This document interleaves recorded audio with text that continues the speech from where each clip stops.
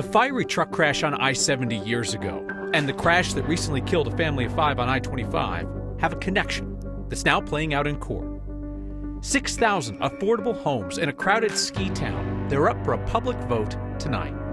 A community pushes back against gentrification with an unconventional way to create housing in the city. So being able to provide affordable housing means that we're able to continue preserving our community. As NBC reverses its decision to hire Donald Trump's right-hand woman in election denial, a word about how editorial decisions are made here at 9 News and why we do what we do on Next.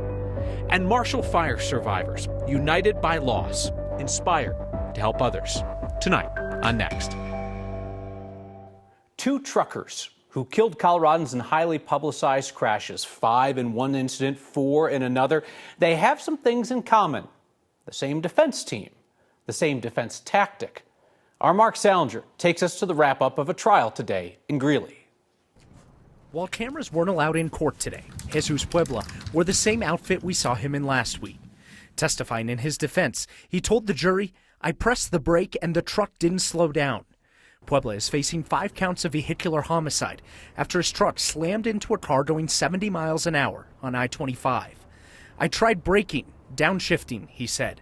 "I didn't want to get into an accident." For the first time of hearing him talk in person, it was really emotional and hard. I had to come outside and scream for a minute and cry and let it out. It's not easy. Desiree Everts lost her daughter and granddaughter in the crash. It's hard. All those emotions, the anger, the rage.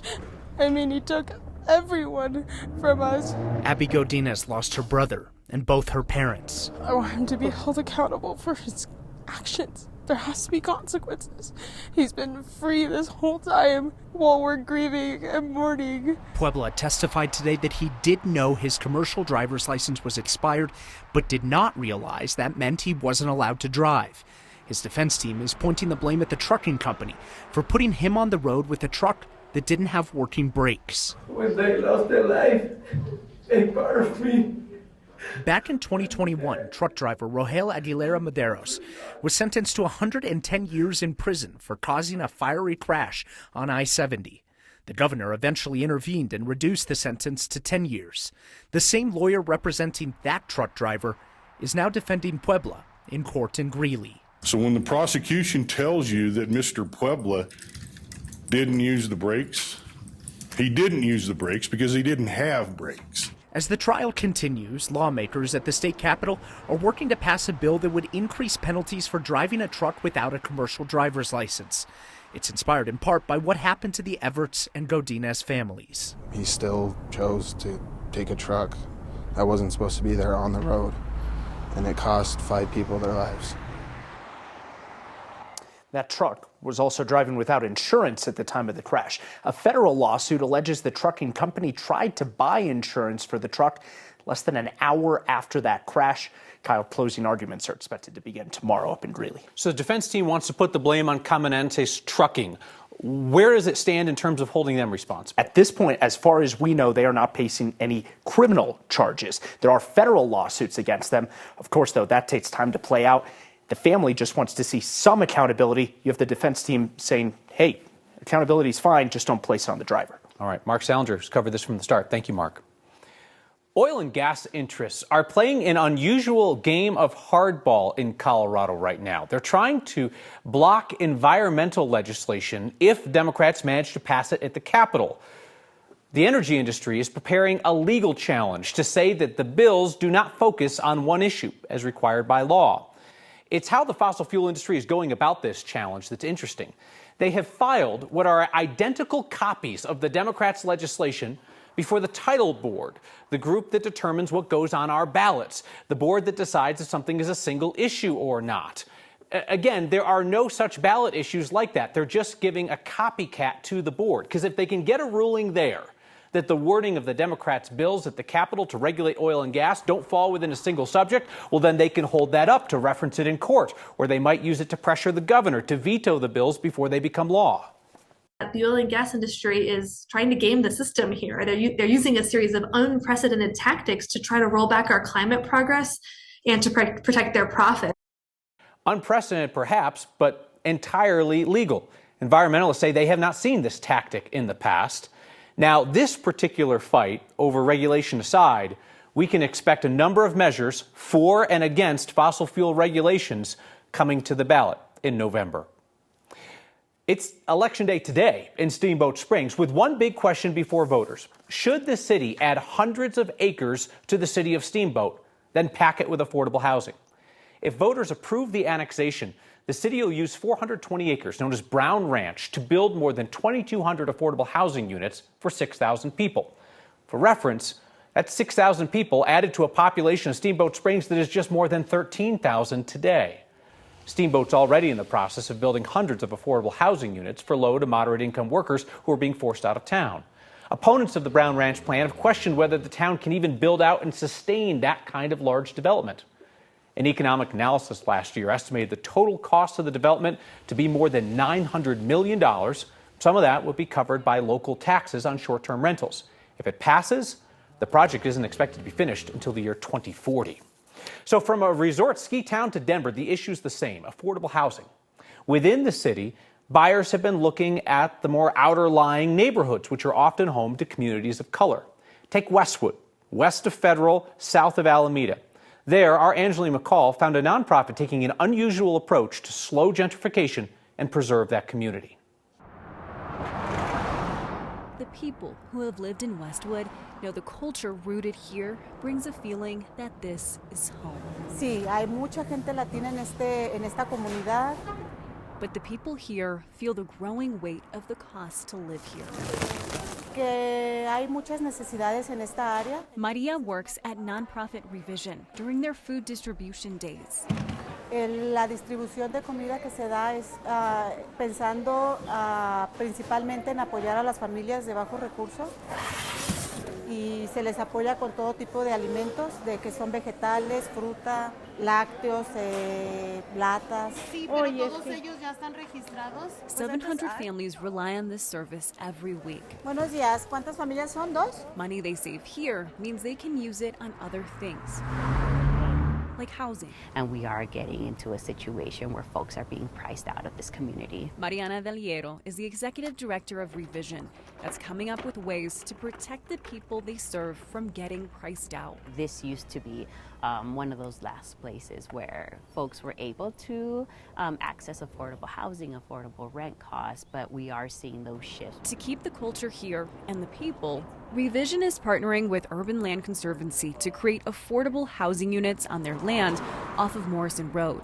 It currently serves as an urban farm and community hub. I think that could be a great mark of achievement, to really feel like it meets the community in its desire, in its history, and in its future. Sarah Harmon with ULC says they're still in the early stages.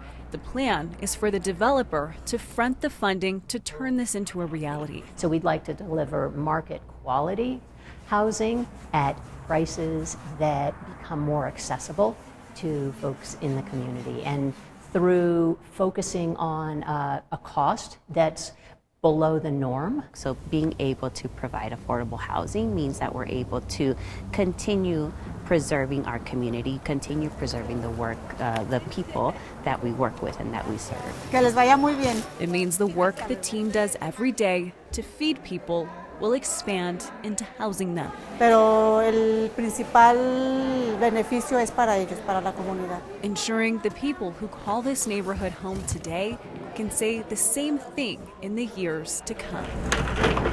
So that we can continue to serve our community in that sense, but also to preserve our community. Mariana with Revision says their community is already seeing displacement within the families they serve. They run youth programs on top of all of the other work that they're doing. And for example, due to funding restrictions, they've had to turn youth away when they no longer have a Denver zip code, specifically the 80219. And they're seeing that more and more as families move just a few blocks away to Lakewood. So in the same way that communities will study a neighborhood for flood risk or for wildfire risk, Denver looks at neighborhoods for the risk of displacement. Denver's been tracking this data, and so we looked into it to see, specifically looking at Westwood. And so they used 3 different factors. For all 3 factors, Westwood is considered vulnerable. And so right now, even if you look at the housing market too, you'll see people starting to flip homes in this neighborhood too. So slowly but surely that gentrification is happening. And we can look for more reports from you from that neighborhood that's kind of right under the microscope right now. All right, Angeline, thank you. Coloradans who lost almost everything have decided to now help others, stepping away from their devastated neighborhood to serve people on the other side of the world. A controversial and short-lived hire at NBC News has some Next viewers questioning our editorial standards here. That's fair. So let's talk about it. Next.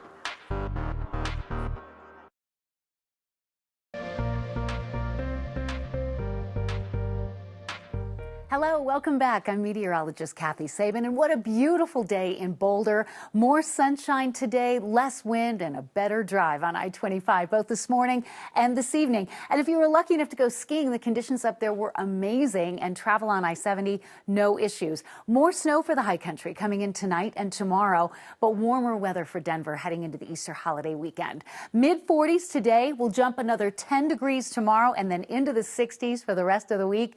Winds are pretty light, not much of an issue tonight.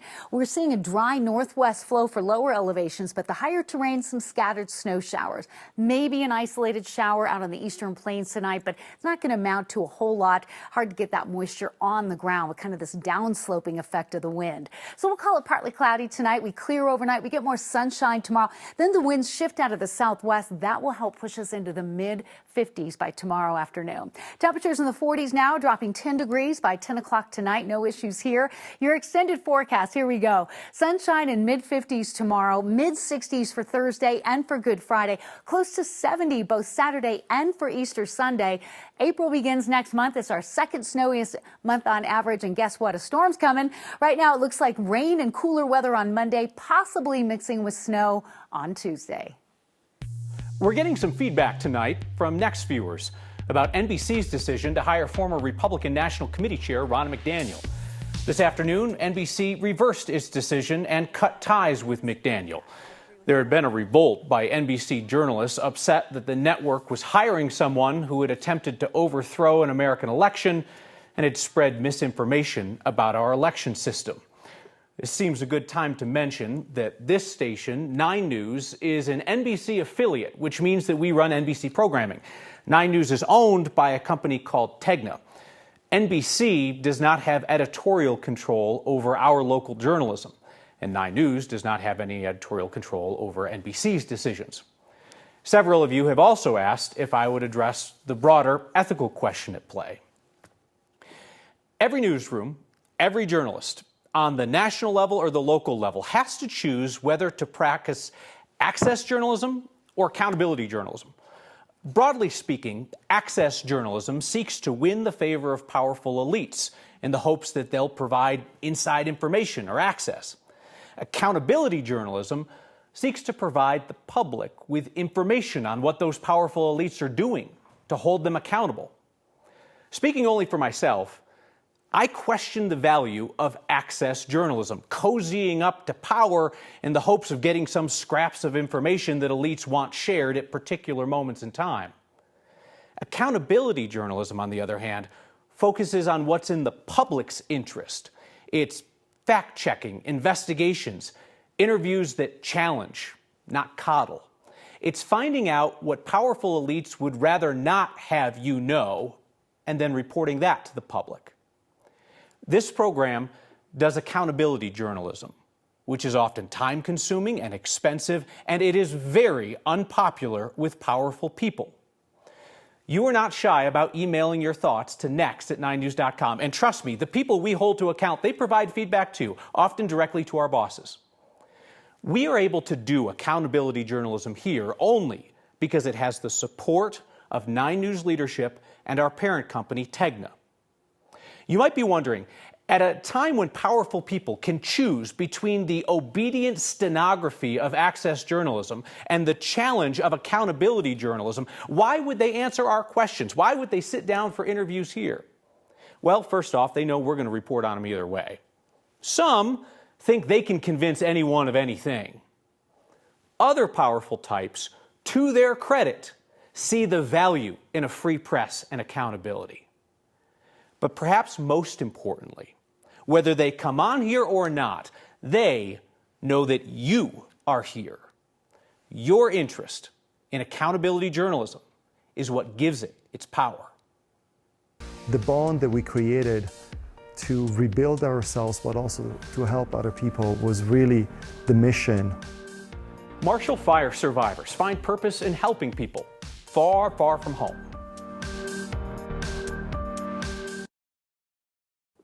How people react when the unimaginable happens says a lot about who they are and what they value. Last summer, 2 men from Boulder County used a shared tragedy in their lives to positively impact other people, people they'd never met. Our Mike Grady has their story. Collaboration makes big jobs feel a little bit small. Yeah, thank you so much for coming here tonight. These folks came to Boulder Bookstore to hear about hard work. And now I want to talk more about the expedition in Nepal, which is really why we're here. Pietro Simonetti's book, The Rhythm of Breath, shows the task he undertook last year, with some help. Karma is originally from Nepal, but has great connections in that region. Karma Sherpa helped Pietro organize a humanitarian expedition to a remote area of Nepal. Benefit so many people. Last summer, Pietro's group walked over 100 miles, helping hundreds of people. So that's the reason I always wanted to find a way to help my community. From Colorado, Karma laid the groundwork through his family in Nepal. To see if they wanted to see us and what they needed, and also the head count. The common items they gave out had life-changing impact. Eyeglasses, socks, gloves, hats, and then the most important thing was the dental machines. Pietro and Karma know what it's like to need the essentials. We lost our house in the Marshall Fire. We both have gone through this unexpected situation, which is Marshall Fire. These friends used their experiences in Boulder to make change on another continent. They treated 433 patients. The bond that we created to rebuild ourselves, but also to help other people, was really the mission. To overcome the challenges ourselves and then try to find the help to other people. Working together, achieving something bigger than themselves. For Next, I'm Mike Reed. Thank you very much. Thank you. Thank you. Pietro's team left 2 small dental machines in Kathmandu. Karma's organizing another expedition there in October. Marissa's bringing in a fat stack of feedback that I know is about accountability versus access journalism, because I've been reading your email. Hoo boy, we got some stuff to work through next. Huge stack of feedback tonight. Carol says, bravo on tonight's segment on accountability journalism. One of the reasons I watch Next is the honest platform and reporting with integrity. Doug, though, says he does not care for the idea of accountability journalism and serving the public interest. He writes, takes a lot of hubris to believe you know what is best for the public. I would respectfully distinguish between thinking we know what's best for the public and thinking that we know what the public might want to know about, right? That's a broader set of information that then the public can use to determine what is best for them. A few of you, Sharon and Ellen, wrote in taking issue with the word elites. Sharon said implying that elites are the only ones who should be held accountable is not only misleading but completely unfair. I agree with you. I think powerful is the more important word when we talk about holding somebody accountable.